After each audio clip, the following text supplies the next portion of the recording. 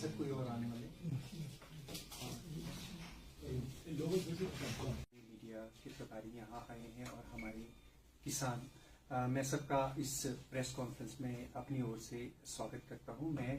आत्मा परियोजना ने पब्लिसिटी के लिए एक ये प्रेस कॉन्फ्रेंस हमने ऑर्गेनाइज की है।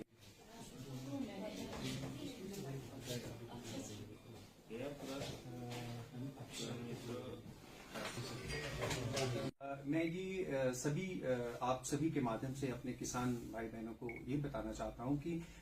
ये जो आज के समय में हम एक परिस्थितियां देख रहे हैं कि किस तरह से हमारी कृषि जो है या बागवानी है वो बदलते मौसम की वजह से या कीटनाशकों की, उर्वरकों की हानिकारक दुष्प्रभावों की वजह से जो हमारी कृषि की जो उपज है, जो प्रोडक्शन है, वो एकदम एक लेवल पे आके स्थिर हो गई है, बढ़ नहीं रही है। उसके साथ ही इनके जो दुष्प्रभाव हैं वो हमारे स्वास्थ्य पर या फसल के उत्पादन पर वहां भी देखने को मिल रहे हैं। तो ये एक बहुत ही ज्वलंत विषय है आज के समय में और बहुत महत्वपूर्ण भी है कि इस चीज से किस तरह से निपटा जाए। तो प्रदेश सरकार द्वारा इस बात को मद्देनजर रखते हुए जो प्राकृतिक खेती खुशहाल किसान योजना को लाया गया ताकि लोग जो हैं इस योजना के अंतर्गत आकर के इस कॉन्सेप्ट को समझें कि प्राकृतिक खेती क्या है और रासायनिक खेती के दुष्प्रभाव क्या हैं और ज्यादा से ज्यादा लोग जो है इस योजना से लाभान्वित हो सकें। तो मैं ये बताना चाहूंगा कि वर्ष 2018 से लेकर अब तक ये जो योजना है वो हमारे जिला किन्नौर में चल रही है और इस योजना के अंतर्गत अभी तक जो है हमारे पास 6829 जो किसान हैं वो हम लोगों ने उनको इस योजना से जोड़ा है। उन्हें इस प्राकृतिक खेती की जो विधि है उसमें ट्रेन किया गया है, उनको प्रशिक्षित किया गया है और उसमें से लगभग 2765 लोग जो हैं उन्होंने पूर्ण रूप से या आंशिक रूप से इस खेती की जो तकनीक है, इस विधि को जो है वो अपना लिया है। और ये जो योजना है प्राकृतिक खेती की, पहले इस योजना का नाम सुभाष पालेकर नेचुरल फार्मिंग, इसको SPNF के नाम से जाना जाता था क्योंकि इस तकनीक को लाने वाले पद्मश्री सुभाष पालेकर जी थे। तो उन्हीं की ही विधि को ये यहाँ अपनाया गया है, लेकिन बाद में इस योजना को जो है वो प्राकृतिक खेती खुशहाल किसान योजना के नाम से अब जाना जाता है। इसे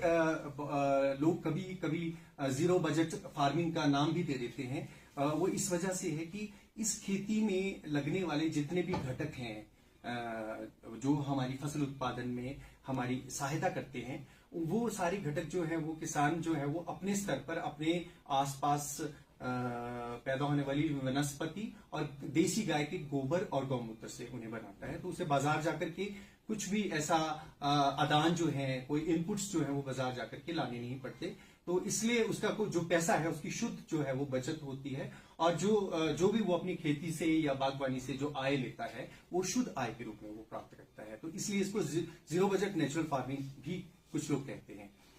ये योजना जैसे मैंने बताया वर्ष 2018 से यहाँ चल रही है और अब तक हमने, क्योंकि पहला जो कार्य योजना के अंतर्गत होता है वो लोगों को उसके बारे में जागरूक करने का होता है, तो हमने अब तक जिला किन्नौर में लगभग 31 संवेदीकरण जो कार्यक्रम है जिसको मास अवेयरनेस प्रोग्राम्स हम कहते हैं वो अब तक लगाए हैं और लगभग 214 जो है वो प्रशिक्षण कार्यक्रम, जो हमारा 2 दिवसीय प्रशिक्षण कार्यक्रम होते हैं वो लगाए हैं। इसके साथ ही अब इस योजना के अंतर्गत जो है वो किसानों को जो पुराने हमारे किसान हैं ताकि वो इस योजना से जुड़े रहें, वो इस योजना से बाहर ना जाएं और आगे इसमें काम करें, उन्हें रिफ्रेश करने के लिए, उनकी नॉलेज को बढ़ाने के लिए रिफ्रेशर ट्रेनिंग का प्रोविजन भी रखा गया है। तो वो भी हम इस योजना के अंतर्गत करवा रहे हैं और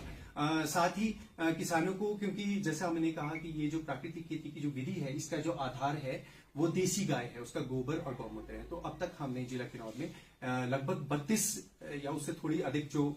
देसी गाय हैं वो उस पर किसानों को उपदान भी दिया है, जिन्हें रख करके किसान जो है वो इस खेती की विधि को जो है कर रहे हैं। माननीय मुख्यमंत्री श्री सुखविंदर जी ने भी अपने बजट भाषण में कहा है कि अभी हमें जो इस वर्ष जो वित्तीय वर्ष में 2024-25 में अधिक से अधिक किसानों को इस जो टेक्निक में लेकर के आना है, तो उसी कड़ी के मद्देनजर जो है वो हमने हर पंचायत से लगभग 12 किसानों को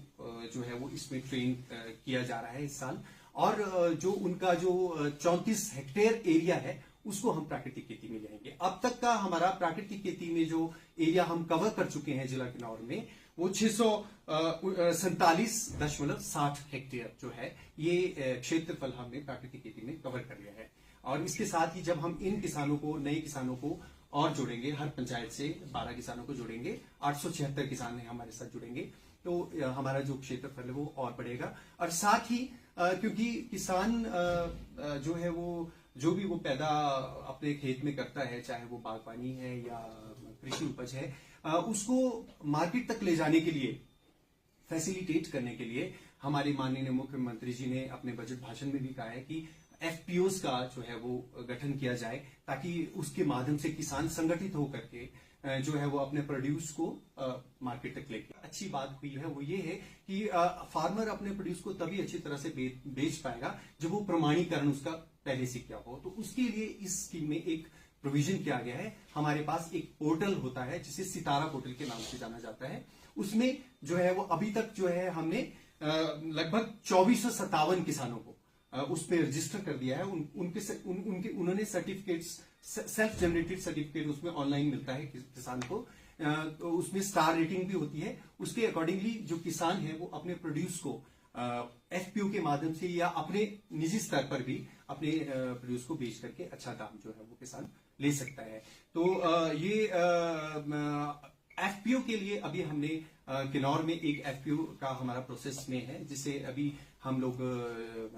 रजिस्टर करने वाले हैं, ताकि हमारी कोशिश यही रहेगी कि उस एफपीओ में हम और ज्यादा से ज्यादा किसानों को जोड़ें। और उसके साथ ही हर ब्लॉक में,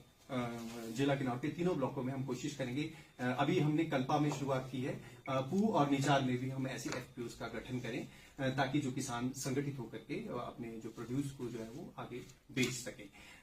ये प्राकृतिक खेती की जो स्कीम है, बेसिकली ये आत्मा का जो हमारा सेटअप है, जो ये आत्मा जो परियोजना है, ये बहुत पुरानी है। तो इस सेटअप के अंतर्गत ही प्राकृतिक खेती को शुरू किया गया। हमारे पास एग्जिस्टिंग स्टाफ जो अब आत्मा में है वही प्राकृतिक खेती के ऊपर काम कर रहा है। हमारे ब्लॉक लेवल पे जाकर के वो लोग काम कर रहे हैं। और जो मैंने एक्टिविटीज अभी बताई, प्रशिक्षण कार्यक्रम है या संवेदनशील कार्यक्रम है या किसानों को डेमोन्स्ट्रेशंस देनी है, वो सारे या कोई भी स्कीम के जितने भी इंटेंडेड बेनिफिट्स हैं वो किसानों तक पहुंचे। तो हमारे जो ब्लॉक स्तर के जो अधिकारी हैं उनके माध्यम से जो है वो हम लोग अपने किसानों तक उन स्कीम के बेनिफिट्स को पहुंचाते हैं। इसके साथ ही भारत सरकार द्वारा एक पहल की गई है कि जो हम और ज्यादा किसानों, क्योंकि अभी तक जो प्राकृतिक खेती को एक शुरुआती तौर पे हिमाचल में लिया गया था, लेकिन आज के समय की अगर हम बात करें कि हमारा जो, ये बहुत गर्व की बात है कि हमारा जो प्रदेश है, पूरा प्रदेश है, पूरे भारतवर्ष में ऐसा एक राज्य बन के उभरा है जहां प्राकृतिक खेती पे बहुत ज्यादा काम हुआ है। एक मॉडल के रूप में ये जाना गया है। तो इस मॉडल को देखने के लिए बहुत आसपास की जितनी भी स्टेट्स हैं हमारे भारत की, वो वहां से भाई जितनी भी बीमारियां हैं उसके लिए हमारे पास खट्टी लस्सी का एक प्रोविजन होता है, जो खट्टी लस्सी हर ग्रामीण क्षेत्र में, हर गांव में लोगों के पास अवेलेबल रहती है। तो खट्टी लस्सी का प्रयोग करके जो है किसान बहुत सारी, किसी भी फसल में, चाहे वो बागवानी फसल है या दूसरी फसल है, उनमें लगने वाले जितनी भी बीमारियां हैं उसको वो कंट्रोल कर सकता है। और अगर उसकी फसल में कीड़ों का अटैक होता है, क्योंकि सिस्टम में जब कोई भी फसल है, कहीं भी हम कुछ फसल लगा रहे हैं, तो निश्चित रूप से उसपे कीड़ों का आगमन तो होगा। तो उसके बचाव के लिए प्राकृतिक खेती में हमारे पास अस्त्र रहते हैं, जिन्हें गौमूत्र और आसपास की किसान के अपने क्षेत्र की, हर क्षेत्र की अपनी जो वनस्पति होती है जिन्हें पशु नहीं खाते, ऐसी वनस्पति का चुनाव करके किसान जो है वो गौमूत्र के साथ मिला के, उसमें हमारे पास वो तकनीक है, उसके माध्यम से जो है वो अर्क बना के तैयार करता है। और उन अर्कों की निश्चित मात्रा को पानी की के साथ मिला करके जो है वो पौधों में 10 से 15 दिन के अंतराल पे उसका स्प्रे किया जाता है, ताकि वो जो पौधों में लगने वाली जितनी भी कीट हैं उनका जो है वो उनकी रोकथाम जो है वो की जाए। किसी भी जीव को मारते नहीं हैं, उसका मैनेजमेंट करते हैं, उसकी उसकी जो एक संख्या है उसको इस ढंग से निर्धारित, इतना नियंत्रण करते हैं कि वो हमारी फसल को नुकसान न करे। साथ ही जो उसकी जो खाद्य श्रृंखला में जो जगह है, हर जीव की एक अपनी जगह है, उस खाद्य श्रृंखला को हम डिस्टर्ब नहीं कर सकते। यही प्राकृतिक खेती का मुख्य सिद्धांत है, ताकि जो है वो हमारा जो प्रकृति है उसका एक बैलेंस मेंटेन रहे, और जो है वो हम उस बैलेंस को मेंटेन करते हुए और पर्यावरण बदलते पर्यावरण से लड़ते हुए जो है वो किसान अधिक से अधिक पैदावार ले, और उसकी जो पैदावार है वो एक टिकाऊ पैदावार हो, ऐसी पैदावार ना हो कि आज उसे पैदावार मिल रही है और आने वाले समय में जो है वो पैदावार ना ले सके। तो प्राकृतिक खेती जो है वो निश्चित रूप से किसान को एक जो है वो टिकाऊ खेती का एक बहुत अच्छा विकल्प बन के जो है वो उभरी है। तो मैं सिर्फ यही एक संदेश अपने माध्यम से जो है वो किसान वर्ग को देना चाहता हूं।